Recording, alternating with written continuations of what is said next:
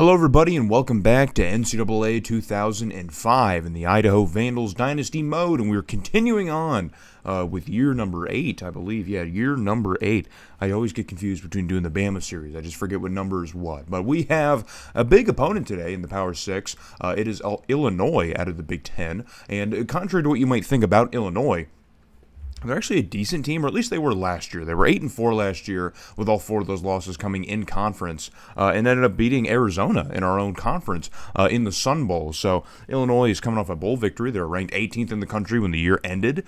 So they were at least a decent team last year. But looking over their roster in preparation for this video, it seems like their receiving core at least is in transition. They had a lot of receivers who really didn't have a lot of stats jumping off the page so much.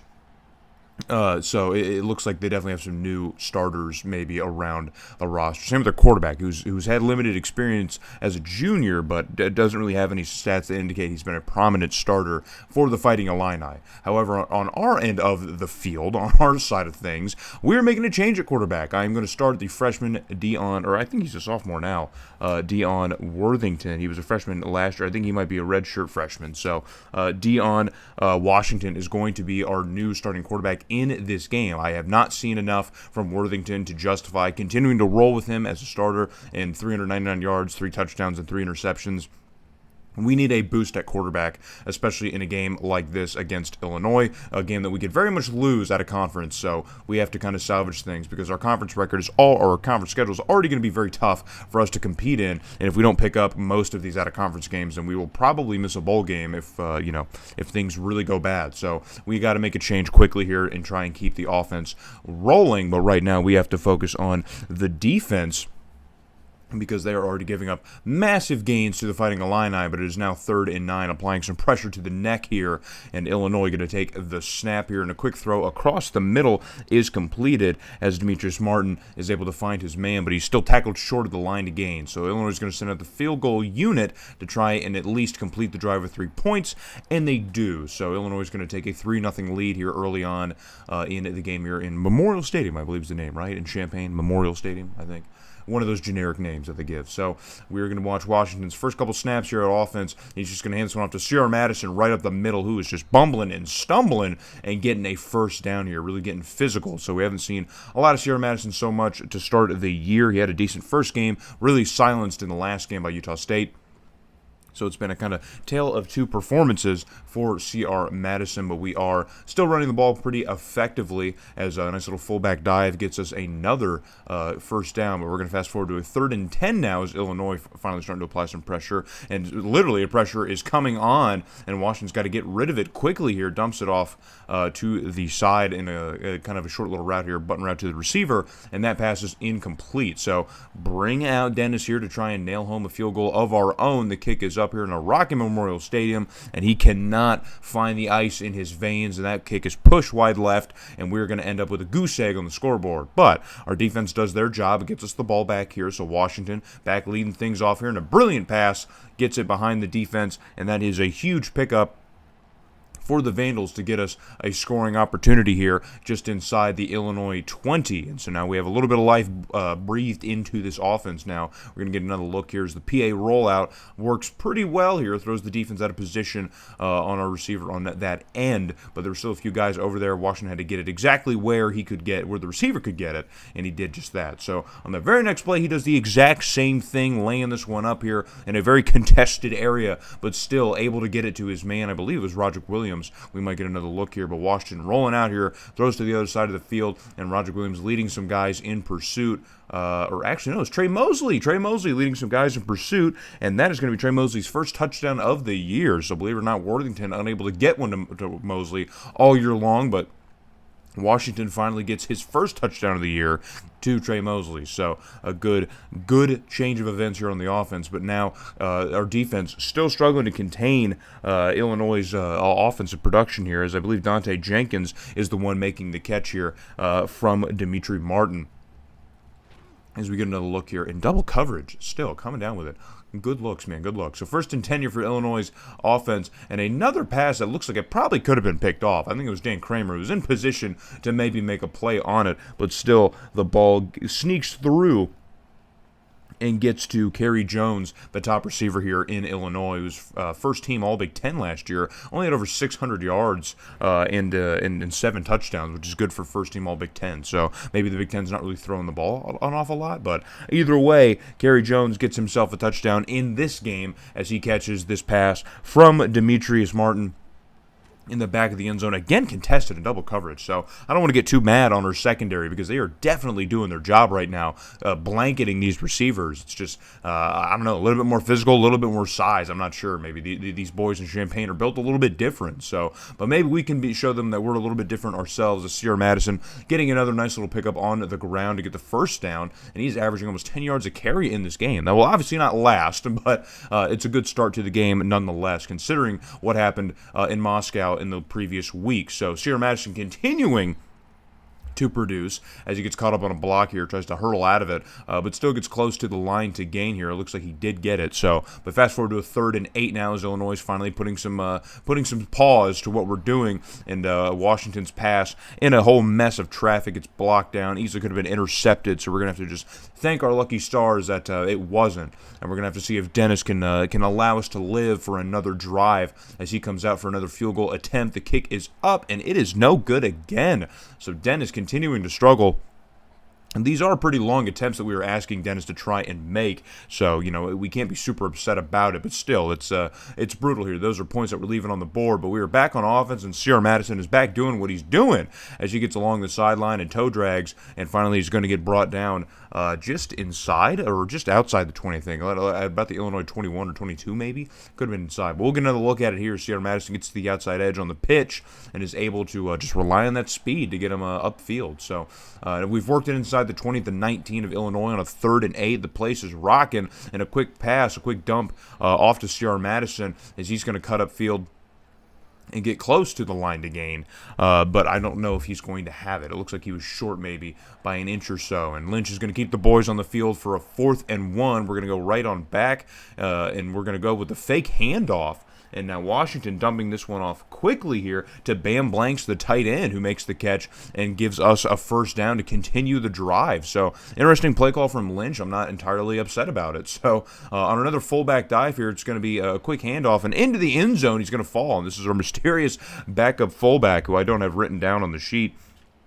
But he's been getting a little bit more involved, so I'm going to have to go back and find him and write him down again because he seems to be getting a little bit more involved in the offense now. Maybe there's something they're seeing in him that they're not seeing in Stuart Malone that I'm unaware of. So in another short yardage situation, we're going to go with Stuart Malone, and he's going to get us the first down. So now time ticking under a minute. Illinois' offense really kind of not so present here in the second quarter, but now we are finally starting to heat up as Washington lays out a quick pass in the gap here between a lot of defenders, and that pass is going to be caught, I believe, by Trey Mosley again, and now it's going to be 1st and 10. We're continuing to run with some tempo here. Washington moving the boys quickly, moving out here, but throws it across the middle. That pass is going to be completed, and in the end zone to Trey Mosley once again for another Vandal touchdown, and it's another touchdown for Mosley specifically. So Trey Mosley having himself a monster game here. So maybe it looks like getting Worthington out of the game was great for Mosley's college career, as he had a pretty pathetic start to the year through the first 2 games. And he's a guy that we need to see a lot more involved alongside with Roderick Williams. So we're getting that a little bit here. So up 21-10 over Illinois at the end of the first half. But the Fighting Illini will not be silenced for long as Kerry Jones, a beautiful athletic play here, makes the catch and a spin move gets him an open field. And he's going to get into the end zone for another Illinois touchdown. Illinois finally answering back after it seems like their offense had kind of stalled out here late in the first half. But here's Jones making everyone feel sorry, man. Just making everyone pay for what we've done offensively. So 21-17 now the score here, but we were back on offense on a 3rd down, and Washington lays this one out here, and that was going to sail into the grass safely as he cannot time that one up with his man. So now in 4th and 5, Lynch keeping the boys out there as we're in no man's land. Jeff Dennis has not been able to nail any kicks, so we kind of have to rely on the offense, but unfortunately Washington unable to get an open pass completed here as he sails that one out of bounds. So I don't know, something about that sign and the headdresses. I can't get behind it. It's something weird, man. So 1st and 10 for the Illini here late in the third quarter, and now they're finally going to go with a handoff. We're finally going to get a little bit of a look here at Rocco Payne, Illinois' top running back here, top dog. But there is a flag on the play, so erase that. We're not going to see it, and it's going to be a holding call. But hold on, we also have an injured Vandal, and it's Broderick Ryan, one of the safeties on the team here, and he has injured his elbow, and he's now going to miss a substantial amount of time here. I think he's going to be out for like 3 or 4 weeks now after this injury. So we have now lost one of our top safeties, I believe. He's our strong safety in his senior year. He's going to miss a substantial amount of time here. So, and there we see a sprained elbow out for 4 weeks, man. So already down to safety now, and the injuries along with disciplinary actions is going to really disrupt things. So we're going to fast forward ahead now back on offense in Washington, continuing to make some things happen on the ground. And interestingly enough, here we got some new names to call out here as Washington's finally working the ball around, and that's Donnie Rain. or Donnie Payne, excuse me. That's Donnie Payne getting a catch in here. And Payne hasn't done a whole lot either with Worthington at quarterback, so really getting everyone involved here. So it's 3rd and 1 though, and the place is rocking. Can't really hear much of anybody. Washington tries to go with a quick pass off to the side, and just the opening wasn't there. Illinois had that play snuffed out almost immediately. It was very quickly they had that one figured out, but Lynch doesn't care. Keeping the offense on the field on a 4th and 1. We're done. We're abandoning the field goal. It's not going to work.